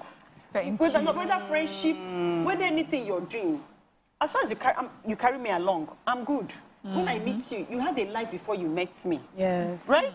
You have friends. You have this friend, female best friend that you depend on hugely, and you guys have a story. When I come into the picture, you not tell me your past, tell me the story. Oh God, tell her thank you. Thank you for being in his life and helping him grow and being this man that I've now met. Why would I be jealous? If he wanted to be with that girl, then he won't meet me. Absolutely. Has since when you met me now. Absolutely. You understand? So the truth is that what I'll do is that I'll make sure that I'm intentional about creating a friendship with the woman. With the woman. You have to be intentional about things. I've come into the picture. I see this woman is an integral and important part of this man that I care about, his life, his business. And I've seen from stories that they've shared how positive impact this man has. Why do I want to cut that out? Yes. Why do I feel so insecure in myself? Eniola, thanks for calling. You're live. Good morning, Eniola. You're live. Good morning, Muriah. Hello, good morning. Yes, I need some volume. Go ahead, please. Yeah, thank you very much. How are you, ladies? Hello. Hi. So beautiful, so deep. Thank you. I'm enjoying your conversation. I'm actually calling from Abuja. Okay. And I'm watching you live, yeah. Thank you. It's wonderful. Thank you. I want the video clip of the pastor as regards friendship. Yeah. I think the first thing one should ask the pastor is, biblically, let's take him on from the biblical aspect. God created Adam and Eve. He didn't create Adam and created another one that is the male. He created them male and female. Jesus, Bible says, was a friend to Mary and Martha. Was Jesus had any ulterior motion before he became a friend to two ladies? We don't know. Mary and Martha. Different accounts out there. Please, can some pastor just preach out of K-pop? Yeah, right? Now, I am here in Abuja. I have a friend, a female friend, we went to school together, and she had a problem. She called me, and I sorted it out. I'm missing you. Are you now saying I have a clear motive because she's my friend? How close Please, are you people, God sir? created us for friendship. How often do you see? How often do you talk? How close are you with a friend? How often do you see? How often do you talk? How do you solve each other's problems? Okay, let me take you on from that aspect. Now, I am in my office as the MD. I have about 40 women under me. 40 women under me. They married, they single, they divorcee. And once I see their countenance, I ask, Madam, what happened? And she said, oh, she wouldn't want to talk. I said, okay, see me in my office in 5 minutes time. And she comes around. I have a private chat. And she tells me, and I said, okay, why don't you do it like this? Why don't you do it like this? I'm a friend to my workers. We see every day because I want my job to work out very well. It depends on the definition of your friendship. Right. It depends. Okay, we have to wrap up this. Yeah. Oh, we're wrapping up. Toyosi's interview. Okay. Let me let you jump in. Yes, so I had to quickly get the meaning of love, right? An intense feeling of deep affection. Okay. Another one says a great interest and pleasure in something. Friendship? Yes, for love. Okay. Feel deep affection for someone. And they give example, he loved the sister very much. You can love your female friend very much. And that's what happens when you build, not the peripheral relationship, not the above, when you get connected to someone deeply, whether it's a male or a female. There's a love thing somewhere that happens. It doesn't also mean that you now become lesbians automatically. No. Love is just that feeling that you have for this person. Like you love your children and all of that. Now, having sorted that, when you get into a relationship with a friend, the only time I have seen that the man has no ulterior motive that comes in at the end, he may not start out with ulterior motive, but at the end of the day is when he does not have any physical chemistry with the particular lady. There are people who don't have physical chemistry and they can go on for a very long time just being friends. But if at some point there's been a chemistry between the man and the girl, the man is just there waiting. And so I'm not waiting that you said before. Hold on. The waiting is not telling myself that I'm waiting for the boyfriend to fall for me to enter. The waiting is at the subconscious level. When it will catch you, you will not know at the end of the day. So if that you are not a jealous person who would allow, you know, those kind of relationships. Some other people have seen that this one that something happens to you and you call this person first before you call your partner. Okay. This is a problem. Let me throw something. Yes. Your husband is in the Nollywood industry and plenty, and he's a fine guy. And all these fine Nollywood people. Do you think, are you comfortable with the roving of beautiful ladies around your husband? It's his work. It's his work. People are married to gynecologists that are having to see nude women. They are actually now even seeing the entire thing. He's an actor. It's part of his work description. It's part of his KPI. It's part of. Do you understand? That's his 9 to 5. Yeah. So I don't understand. Some people are very. So your husband is great, or the man can be good, but there are some aunties that don't always try to talk. I direct whatever I'm feeling to my husband. It's his responsibility to put boundaries. Exactly. I cannot be worried about the aunties. There will always be aunties. Aunties and big. Mothers gone. 60s, 70s, they are all there now. There will always be aunties. And let's not mistake friendship for dating. Yes. So if you're with someone and you're calling the person and you're doing things that people are dating are doing, you cannot call it friendship. You're the one that has called it a different name. You know that you're dating this person in your head. The person may not be dating you back, but you're doing everything about dating, and then say it's your friend. You're the one that has just misspelled or misnamed that what mislabeled. Yes. So it's friendship, and then there are different kinds of love. I remember in secondary school we knew about eros love, filial love, you know, those sort of things. So between friends, you have filial love, familial. Yeah. Okay, we have to go on a break, please. That's all we get. But generally, really, to do that. In every kind of friendship, we must create boundaries. Yes. Both females and male. I think you can be friends, but let's not generalize and say all men are cats. We are rats. That's not appropriate. Let's go to shop break. When we come back, we're going to see your interview. Stay with us. We'll be right back.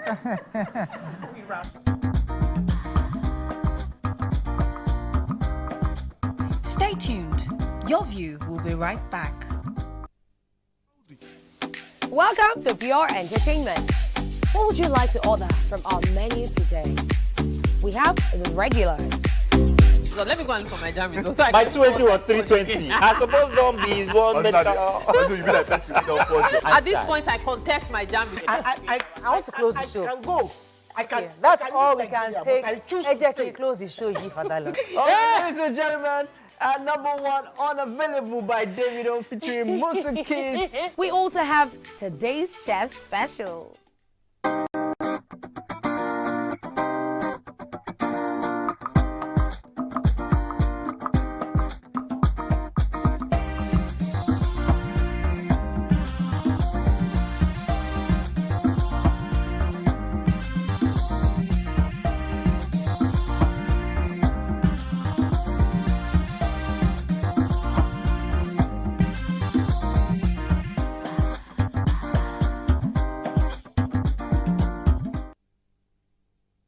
Thanks for staying with us. So, Toyosi, I know she's with us, but she is an outstanding figure in the media world, boasting over a decade of achievements and a strong commitment to boosting Nigerian cinema worldwide. She is the brains behind That Good Media, a media solutions company headquartered in Lagos with a strong focus on talent management and international strategic partnerships for the Nigerian film and TV industry, a sought-after media entrepreneur who has also made contributions on multiple panels and keynotes and notable keynotes. Welcome with us again, Toyosi, Etim, Effiong in the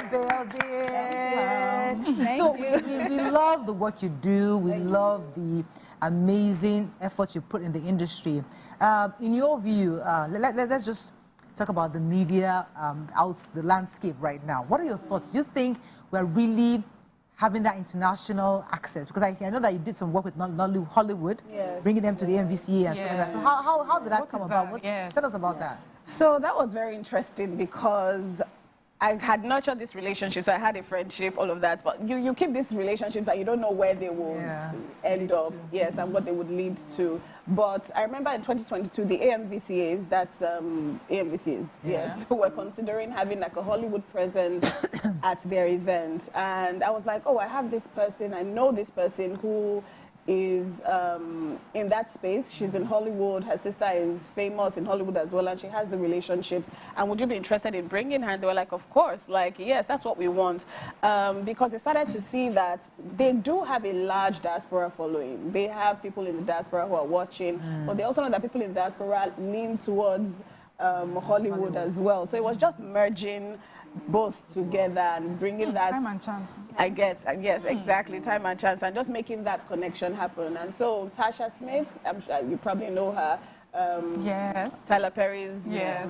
Why Did I Get Married? Exactly. Yeah. Yes. Tasha. Her sister Sidra is my very good friend. She's like a big sister. Nice. Yes. She was the one that I reached out to, and then she brought her sister on board. Nice. And that was it. And it's interesting because the same year we now had the opportunity to take Nollywood talent to Hollywood. I'll say Hollywood in quotes, through that partnership, and it's grown from there. Cool. So what does that mean for us, if, for the industry, maybe in terms of being more visible? Yes. And being more mainstream. So when I say mainstream, like being more Hollywood, does this give opportunities? Do you think it gives opportunities to our local talent? Absolutely. So before I really started this, I went to watch documentaries on Afrobeats. And how Afrobeats has just become this mainstream. Like, people are listening to our music in the weirdest corners of the world. I said Haiti. I was like, what? No, Haiti is even still, they're still black. Like Asia. People, there was somebody on a cruise from somewhere to somewhere, and they were playing it on the ship. I'm just like, this is very interesting. So I desire the same thing for our film industry. I desire that mainstream acceptance of our film and TV industry, of our stories as we tell them. And that's pretty much why I do what I do, because that will now get us the global recognition, global respect, global rewards. And we know those rewards can be very juicy. I mean, a low budget Hollywood film can be like $1 million. And that's low budget. I'm just like, we will low budget it too. Let's do it together. And so that's why I do what I do. So right now, is there an interesting project, anything in the works that we should know about? Yes. We're going to Essence again this year. Nice. We went to Essence 2 years ago. We went last year. We're going to Essence again this year. And it's the Essence Film Festival. And this time is different because we're going to be on the main stage. Last year, we had like a corner to Atlanta, ourselves. right? Is that Atlanta? No, New Orleans. New Orleans. Yes, okay. New Orleans. It's usually the 4th of July weekend. Okay. And yeah, so last year we had our own space and we had to get people to attend, you know, to find us, sort of. But now they don't have to find us. We're going to be on the main stage, having conversations about building bridges and just the importance of collaborating with Nollywood globally. Nice. Yeah, so how did you get this passion? Because hearing you speak, I can tell you're doing something you love. Yes. Yeah, it's coming out effortlessly. When did it start that you're going to be in this, the media, you know, trying to foster collaboration with, you know, international film bodies and all of that? How did that passion start? Or did you, first of all, do something else and then found your way here? Yes, I actually did something else. So background is in economics, master's degree in economic development and policy analysis. Imagine. You would expect. And then I started working in one of the top banks in Nigeria. And I remember two into 3 years down the line, I was just like, this is not working. This cannot be life. Again, they put me in the internal audit department. Who wants to audit? Like, I don't want to. Thank you. I don't want to audit, please. I don't want to be hidden. I'm sitting set on a hill. So I tried to change departments to like the corporate communications where they're more outward facing, but it didn't happen. And I just decided, you know, it's not working. It's not working. And so I quit. And then I moved to New York. Let me pause you because I told you mic is having issues. Let me just go on a short break. When we come back, we continue. Stay with us. We'll be right back.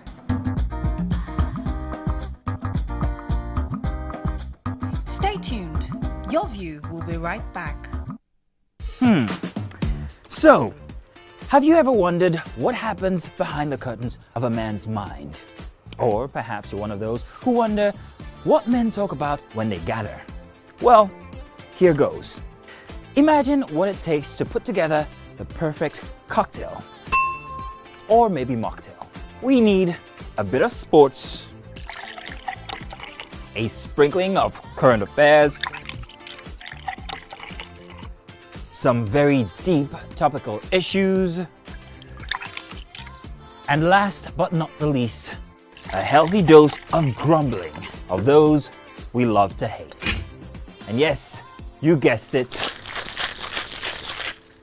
women.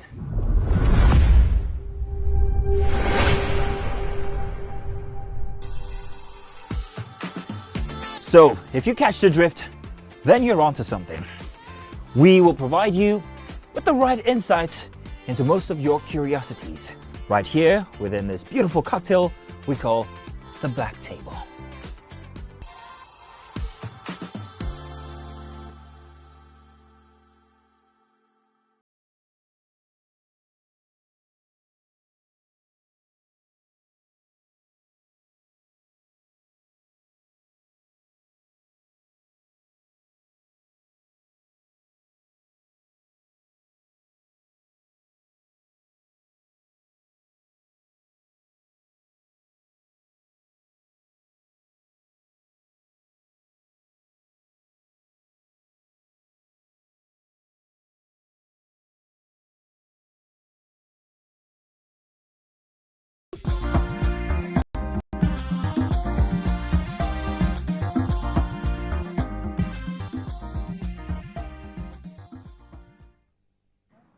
Thanks for staying with us. We're still discussing. Yes, you were saying before the break. Yes, about. I was saying, okay, so I was saying a background in economics, then a master's degree in economic development and policy analysis. And then I got into one of the top banks in Nigeria.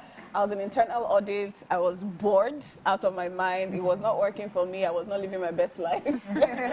And so I tried to change departments to like corporate communications that's more outward facing, where I can interact with people, organize events, all of that, but it still didn't work out.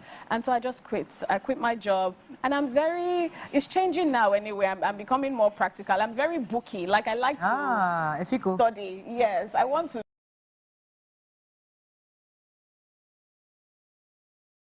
know that, okay, I've studied it so before I now jump into it. And so I went to New York Film Academy for a 1-year diploma in broadcast journalism. And then I stayed again and did another 1 year in producing. So I felt like I was armed with enough knowledge, ready to go.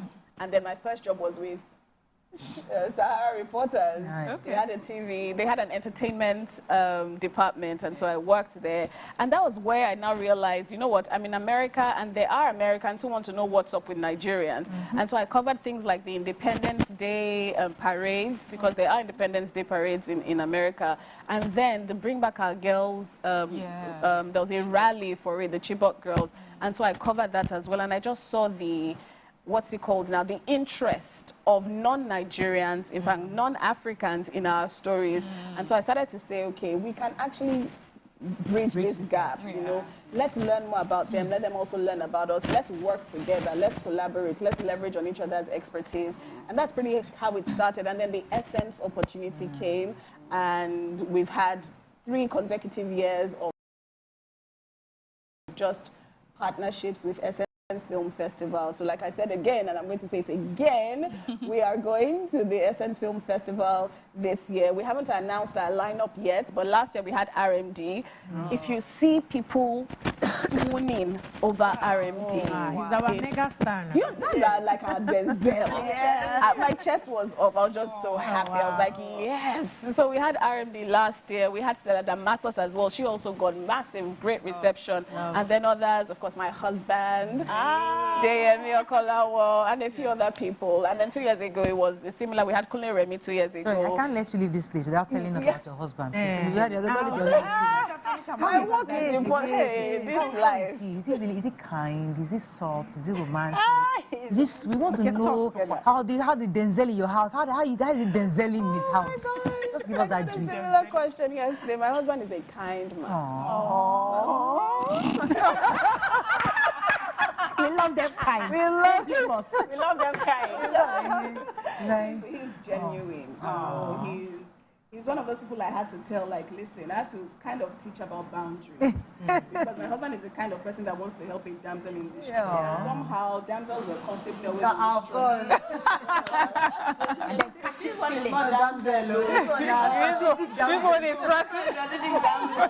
But he's that person who wants to help people, who just wants to see that people are fine. And is that time to share one story? Yeah, please, we'll give you time. And I talked about it in my book. Can I plug my book? Oh, please. Now You Know Me Better. I wrote that in 2020. We were at the hospital. I was pregnant with our first child, and we were in the scanning room where, like, we're checking for the gender of the baby and all of that. And I'm telling you, somebody started knocking on the door. And the person that was doing the scan, the technician, was ignoring, and the person was persistent, kept knocking. Eventually, I got dressed up, all of that, and then he opened the door to see, was there an emergency, something happening, all of that. This young lady had a flimsy file, because that file could have waited, and said, oh, I just wanted to give it to you. Then she peeps inside and says, hey, I knew it was you. Imagine that. I knew it was you. A private moment with the family, you cannot respect that. I was livid. I said to her, I said, this is neither the place nor time. Thank you for that. Yeah. What did my husband say? I said, why do you talk to her like that? He's a gentleman. All of that. Just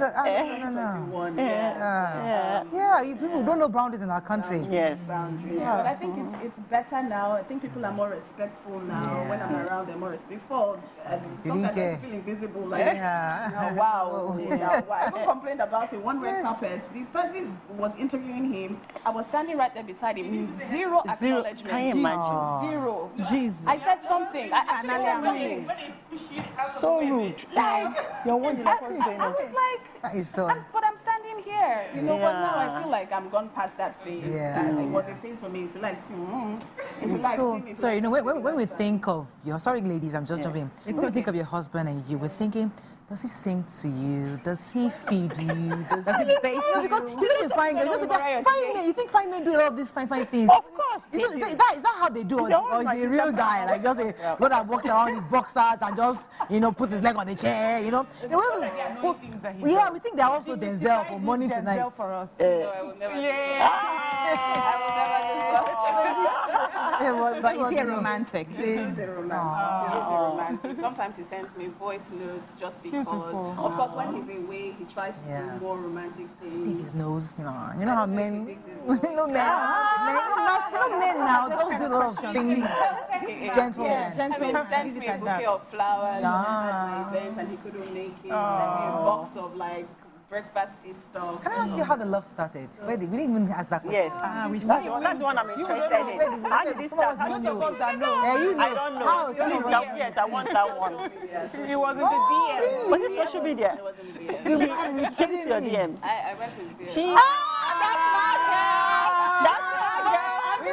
That's my girl. I went for work. Are you serious? We love it. Absolutely. Right here. Oh, fantastic. I like and that. The rock And the good rock. In the good rock. They are still working. We still have 4 minutes, so we're okay. So there's one thing I would say about him. He has a kind smile, so I'm not surprised the way he's saying. He's genuinely kind. What do you do for him? But I mean, because we always assume, oh, the guy has to do everything. But are you also romantic? Are you very? I'm afraid for. Because you sound like somebody that is very, very harassing. No, I'm not. She looks tough. Tough. I think we balance ourselves. Yeah, I was very rough around the edges. Yeah. He was very soft around the edges. We need a perfect edge. Oh, perfect. Your edge. Okay, so because you came for work, now let's go back to work because we have just 2 minutes now. So finally, tell us what's happening in Essence, New Orleans. So there's going to be a Nigerian panel this year. It's on the main stage, like I said, and it's on the Cultural Connection stage. So that's the stage where there'll be black filmmakers from all over the world. Now, Essence is focused on the black community. So you know that if you're going there for black content, black fashion, black music, whatever. Everything black.